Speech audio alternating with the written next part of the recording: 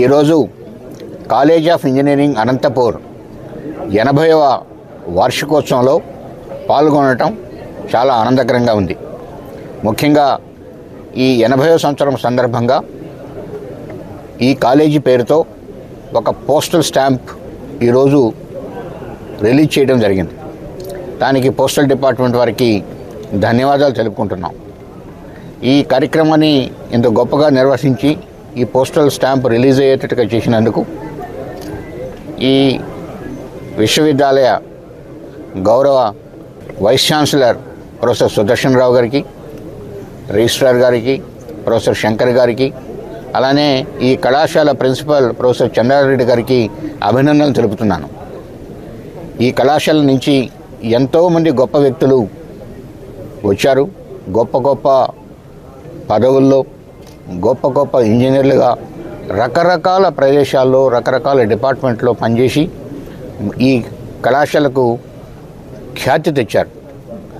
రాబోయే రోజుల్లో ఈ కళాశాల మరింత అభివృద్ధి చెంది దేశంలో ఒక గొప్ప కళాశాలగా తయారవుతుందని చెప్పి ఆశిస్తున్నాను.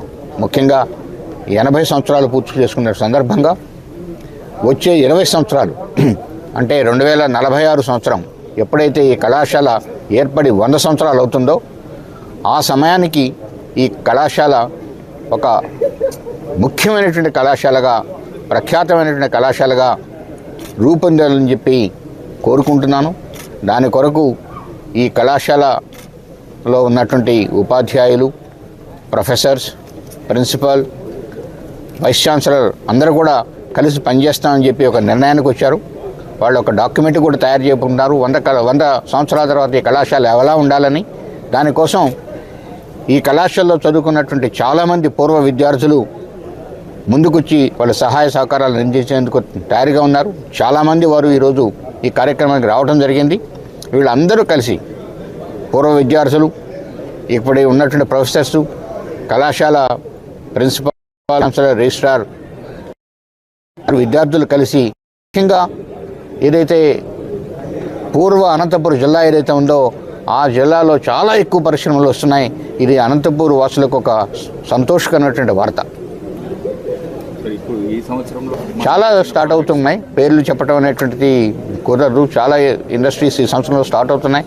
మీరు మొన్ననే చూశారు, గౌరవ రక్షణ మంత్రి రాజ్నాథ్ సింగ్ గారు వచ్చి పుట్టపర్తిలో చాలా ఇండస్ట్రీస్కి ఫౌండేషన్స్ తోటి వేయటం జరిగింది. చాలా ఇలాంటి ఏవైతే పరిశ్రమలు వాళ్ళందరూ కూడా కన్స్ట్రక్షన్ మొదలుపెట్టారు.